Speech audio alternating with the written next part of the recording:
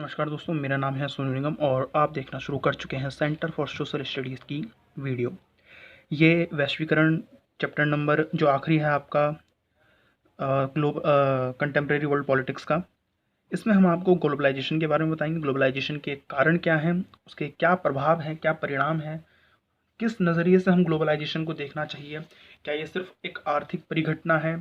तो ऐसा नहीं है, इसके बारे में भी हम चर्चा करेंगे। और फिर बाद में हम देखेंगे आखिरी के कुछ पार्ट्स में कि भारत और ग्लोबलाइजेशन का क्या रिलेशन है, उसके ऊपर कैसा प्रभाव पड़ा है।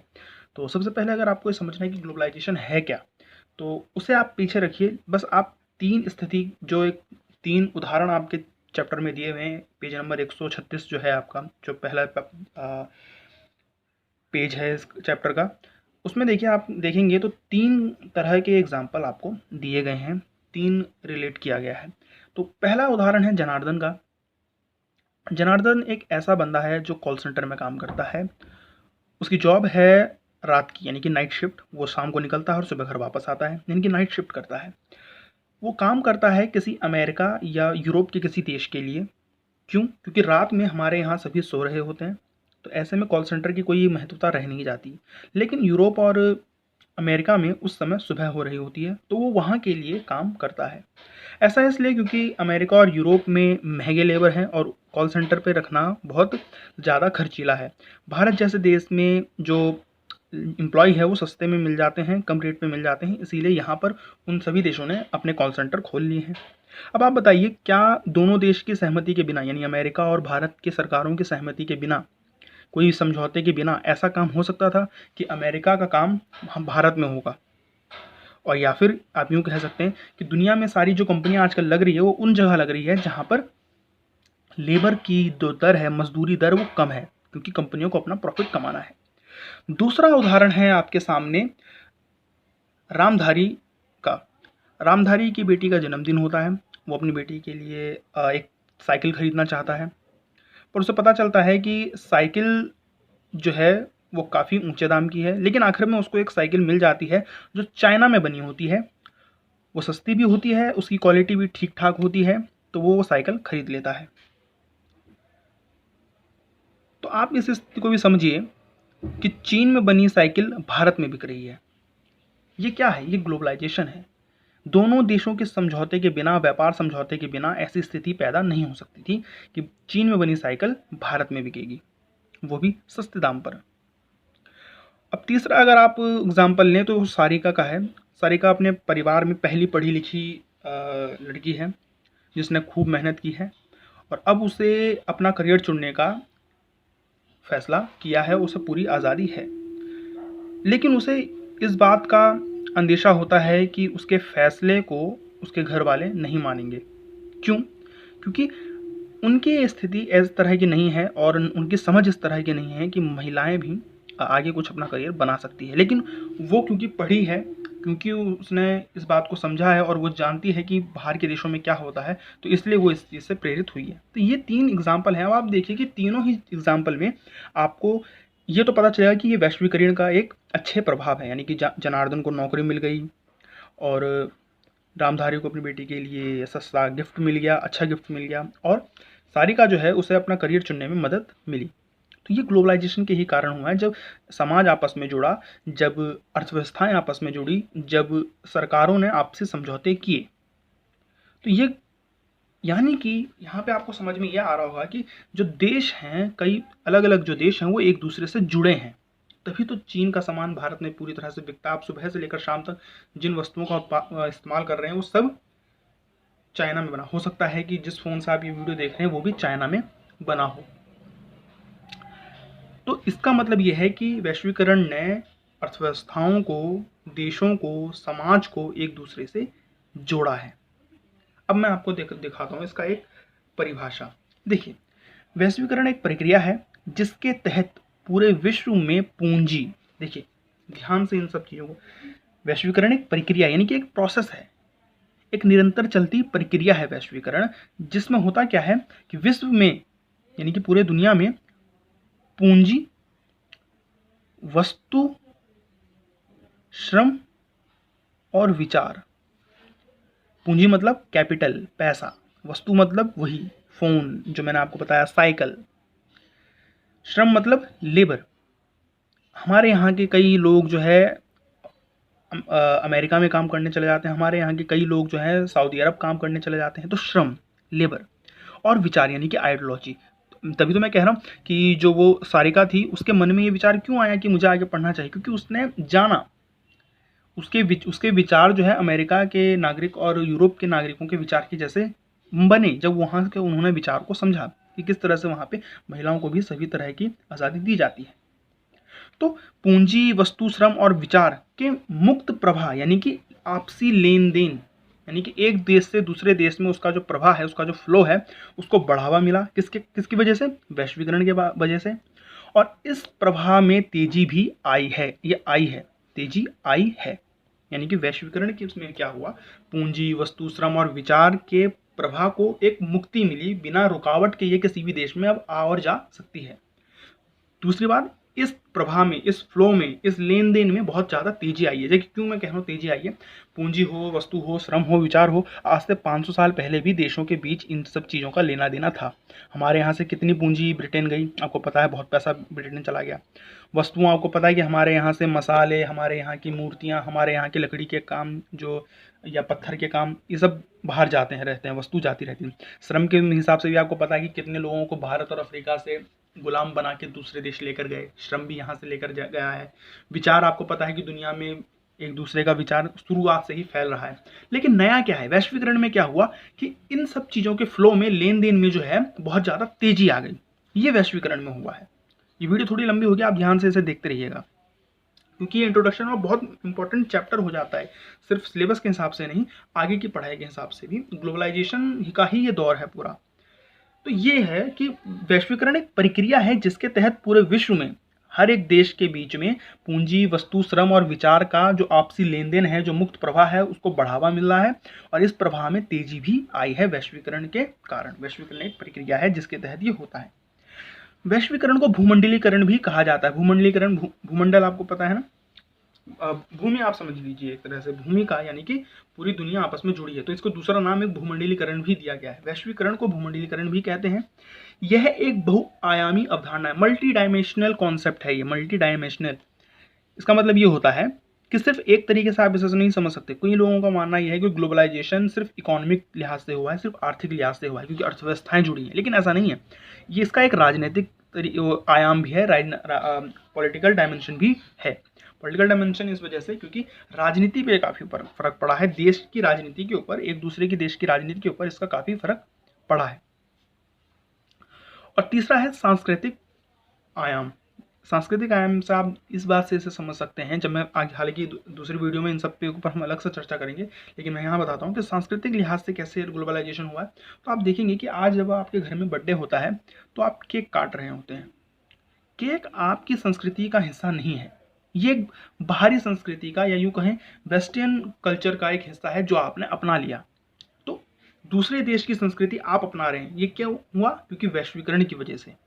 तो ये सांस्कृतिक वैश्वीकरण हुआ कि संस्कृति भी पूरी दुनिया में, किसी एक देश की संस्कृति पूरी दुनिया में फैल रही है।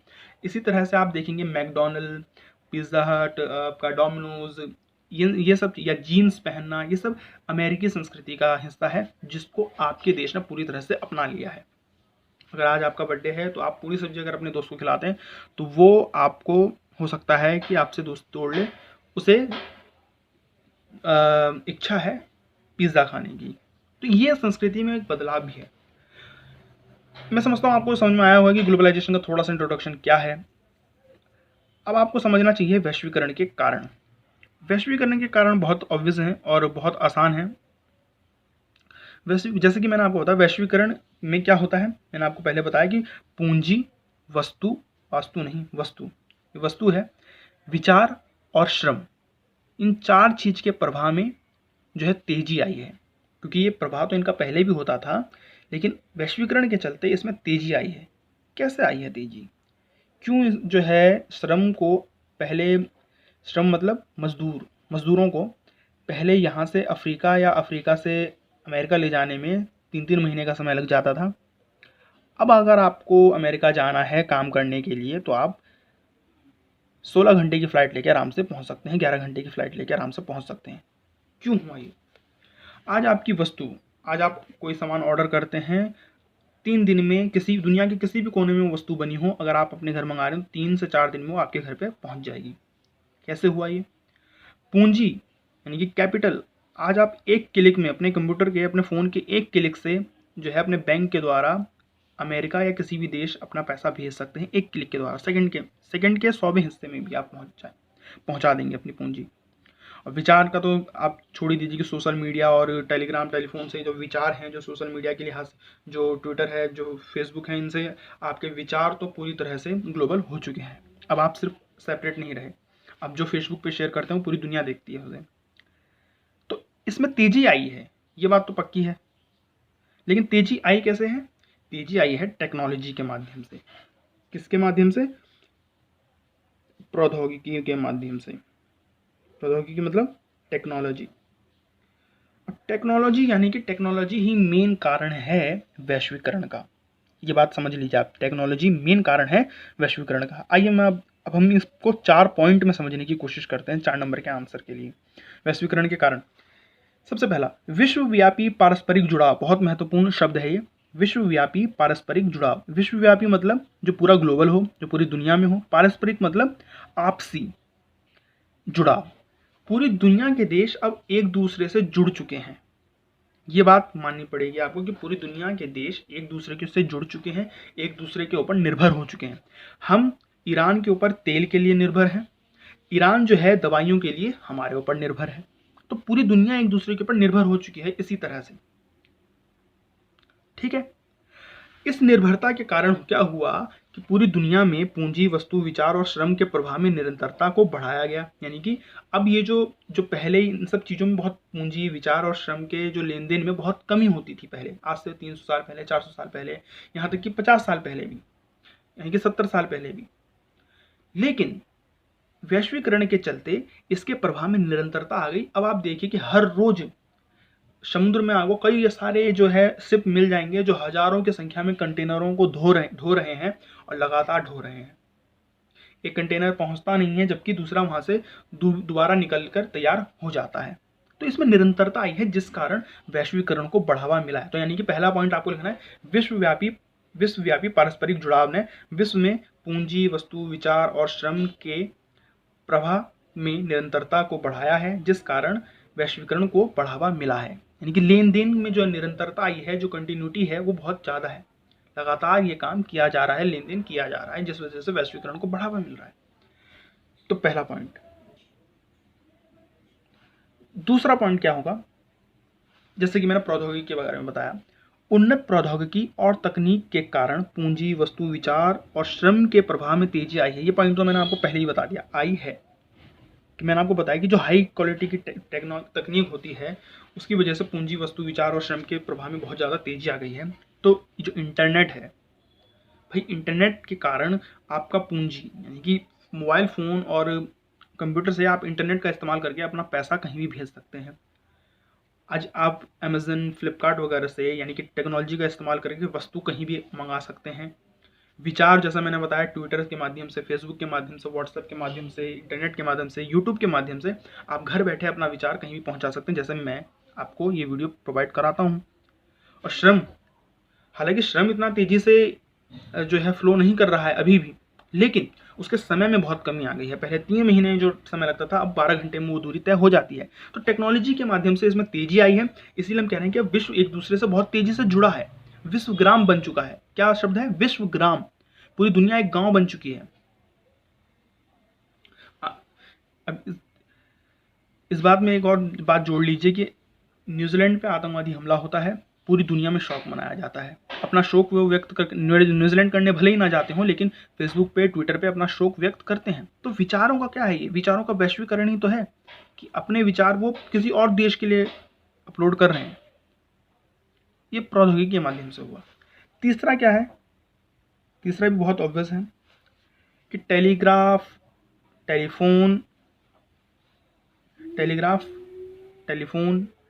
माइक्रोचिप, इंटरनेट और अन्य सूचना तकनीक साधनों ने विश्व के विभिन्न भागों के बीच संचार में क्रांति ला दी है।